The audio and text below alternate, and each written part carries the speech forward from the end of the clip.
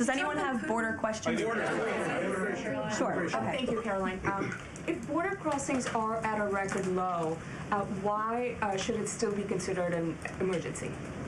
This wasn't a press conference. This was a beatdown, and Tom Homan brought the facts, the fire, and no patience for BS. You guys gotta check this video out. I will let Tom deliver some short remarks, and then we'll open it up for questions today. Thanks for being here, Tom. Thank you. Just a few things. Look, I started in the Border Patrol in 1984. I've been at this for over 40 years. I worked for 6 presidents, starting with Ronald Reagan. Every president ever worked for took border security seriously, because you can't have national security if you don't have strong border security. We got to know who's coming in, what's coming in, where's coming in, why it's coming in, right? Even President Obama and President Clinton took some steps to secure the border because they understood national security was important. Joe Biden was the first president in the history of this nation who came in office and unsecured the border on purpose. That's just a fact. We handed the Biden administration, after President Trump's first administration, we handed the Biden administration the most secure border in my lifetime, and he unsecured it on purpose. Now President Trump and this administration here, the success is unprecedented. We beat Trump's first administration on border success. Border numbers are historic low. Today, as I'm standing here, we are the most secure border in the history of this nation, and the numbers prove it. President Trump's policies are saving lives every day. There's been studies done that says 31% of women that make that journey through use of cartels get sexually assaulted.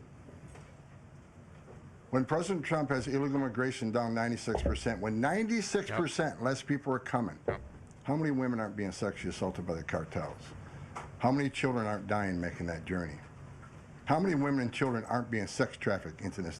Really quick, guys. I love Tom Homan in a room like this because he's very brave when he speaks, and he's letting his presence be known. I think every reporter in that room feels it right now. Let's keep going, guys. How many known suspected terrorists aren't making it into this country? How many pounds of fentanyl isn't getting into this country to kill young Americans? How many women and children aren't sex trafficked? Under Joe Biden, sex trafficking is up 600%. We had 4,000 aliens dying making that journey. We had 250,000 Americans dead from fentanyl that came across an open border. President Trump's policy saves lives every day. Even the border wall saves lives. The people want to hate on the border wall. Every place a border barrier has been built, illegal migration's declined, illegal drug flows decline. But you know what no one talks about? The border wall saves lives. Because the most vulnerable, the women and children, can't get over that wall, which means they're going to a place where there's not a wall. And what's waiting on them? The men and women of the United States Border Patrol who will take care of those humanitarian needs to help. So you have Caroline Levitt, if you guys didn't see the full thing, you have Caroline Levitt setting the tone, and then Tom Homan gets up there and tells you everything that Biden inherited from Trump. And then he literally blew it. They blew it. And now Trump has to go back and fix it. I've been saying this a really long time in my videos. A lot of this is going to be cleaning up their mess before Trump could really do what he wants to do to make this country amazing. Forget great, amazing. Because it's just so much. Let's keep going because I know what you guys are here for. Health needs right off the bat. We just went over the numbers. Let me talk about a few numbers that are important to me. Under the Biden administration, we averaged over 11,000 many days, over 12,000, even some days 15,000 illegal entrants in the United States. 15,000. You know what the number was last 24 hours? 178. 15,000 to 178. Unprecedented success. On an average day in the Biden administration, known gotaways. People we knew crossed the border because they're on video, drone traffic, or sensor traffic. Crossed the country, crossed the border, weren't apprehended, weren't fingerprinted, weren't vetted. Average day under Joe Biden, more than 1,800 gotaways. Yesterday, 38. 38 too many? We'll get that to 0. But we went from 1,800 to 38. And finally, that was said earlier, under the first 100 days, or it was actually January 20th to April 1st, last year, 184,000 illegal aliens were released into the United States. Under this administration, 9. 4 of them were material witnesses in a criminal investigation. We need them here to testify in a serious criminal trial. 4 was extreme medical condition. We couldn't return them because they were in such bad shape. And 1 was a humanitarian issue. This is unprecedented success. The border secure. President Trump saving lives. President Trump has proven no one does it better than President Trump. There is no equal, it's not even close. So God bless the men and women of the Border Patrol. God bless the men and women of ICE who strap a gun to the hip every day, put on a Kevlar vest to not only secure our border and protect our national security, but the ICE agents in the interior, they're removing public safety threats and national security threats every day. While you're all sleeping at 2, 3 o'clock in the morning, there are men and women out there enforcing the law, making this country safe again. And we're going to keep doing it. It's full speed ahead. So I'll leave it at that. Awesome. Thank you, Tom, and thanks for all your great efforts. We do want to open it up to questions. If you have border-related questions for Mr. Homan, and I'm also happy to take any non-border-related questions. I'm happy to take border questions too, but Tom is here offering his time, so we encourage you to ask him questions. We'll start with our new media seat today. As always, Rogan O'Hanley, former Hollywood entertainment lawyer, I didn't know that, Rogan, who got fed up with the far-left ideologies of California and now posts conservative political commentary online for his more than 7 million followers across all major platforms. He joins us today from the great state of Florida. Why don't you kick us off today, Rogan? Thank you, Caroline. In Trump's first 99 days, we've seen a coordinated assault on the rule of law by radical judges who are thwarting his agenda with an unprecedented number of national injunctions.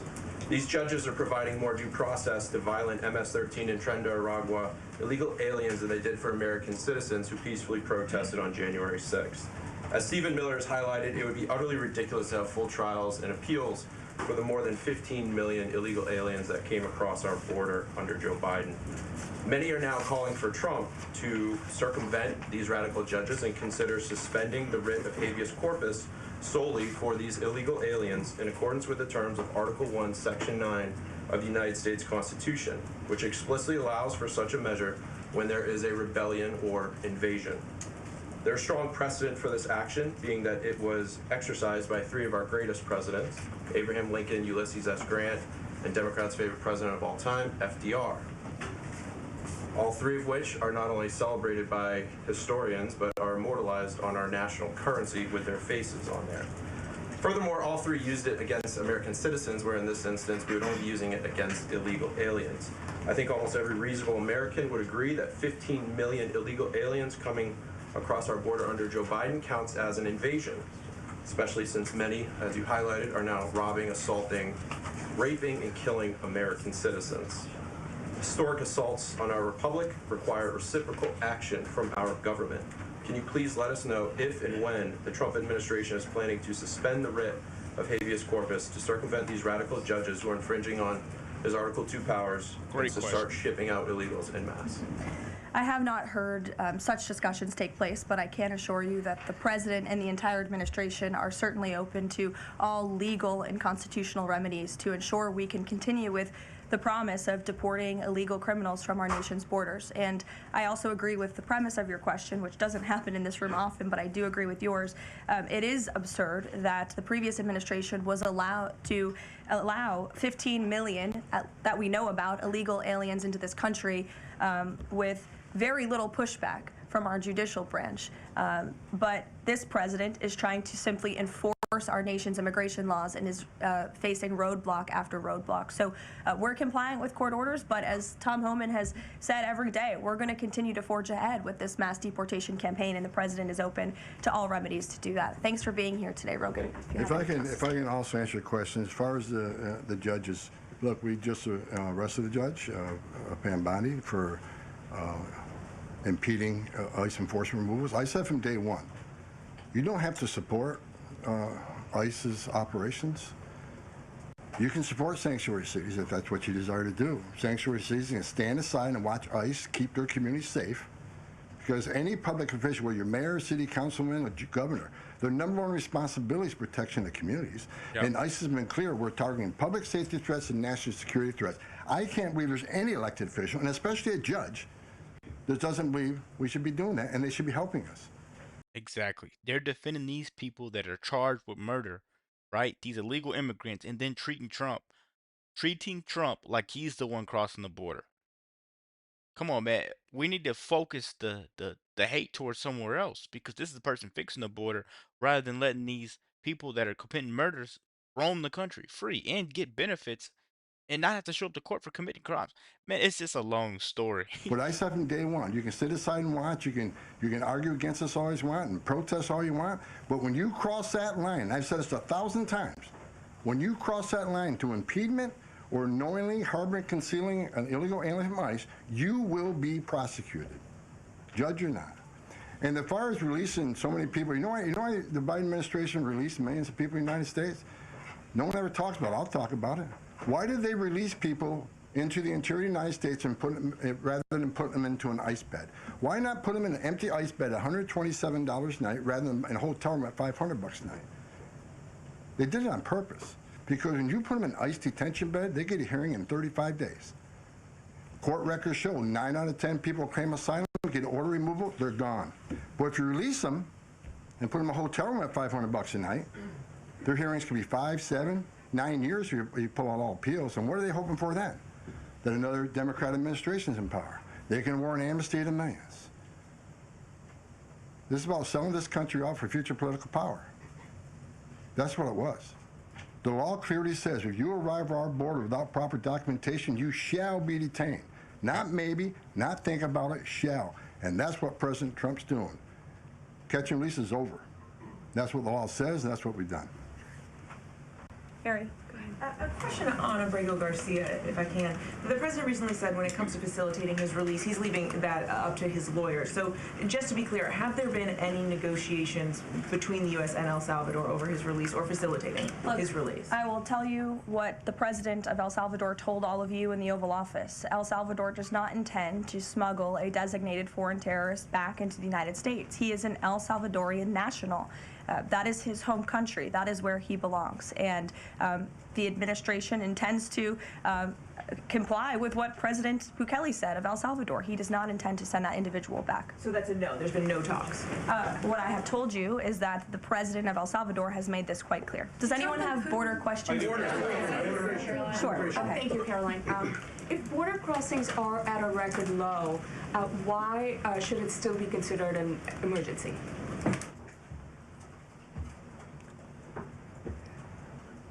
It's because of what has happened on the last administration. We got to ensure that not 1 ounce of fentanyl comes across the border to kill Americans. The president has declared the cartels in Mexico a terrorist organization along with MS-13 TDA. They've killed more Americans than every terrorist organization in the world combined. It's an emergency till we shut it down. It's an emergency till the cartels are wiped off the face of this earth. President Trump's committed to saving every life. Now, I just mentioned gotaways, 38 yesterday. Who are the gotaways? Where do they come from? We had over 2 million gotaways under Joe Biden's administration. Why did 2 million people pay more to get away? Under the Biden administration, you pay a cartel this amount of money to cross the border. Cartel's job ends at the border. Just turn yourself in a green uniform. Get released in 24 hours. Get a free airline ticket to the city of your choice. Get a free hotel room. Get 3 meals a day. Get free medical care. Get work authorization in 90 to 120 days, which is the real reason they came here. Why did 2 million people pay more to get away? Because they didn't want to be vetted. They didn't want to be fingerprinted. We've arrested over 400 people on the terrorist watch list coming across the. So guys, the people that are actually committing crimes get all the sympathy. But the people that are against it and that want to help you, they get dragged in the press and they have to answer questions like this. Border in 4 years. How many of the 2 million came? How many of the 2 million came from countries sponsoring terror? If you think it's 0, then you're ignorant. This is the biggest national security failure this country's ever seen. This is a border emergency until we end it, end all of it. We're making. Hey guys, the only person that should have been kicked out faster than Kilmar Garcia is that reporter. You know, because you want to sit there and say, if it's not happening, all the border crossings, why is it emergency? Because there's still people here that are illegal. You know, they just raided a Colorado club at 3 in the morning and found 140 illegals in that one club at 3 in the morning. A couple of them being gang members. At 3 in the morning, you found 140 people at one establishment. what more can you say? Let me know what you guys think about this quick video. Be sure to like, comment, subscribe if you're new.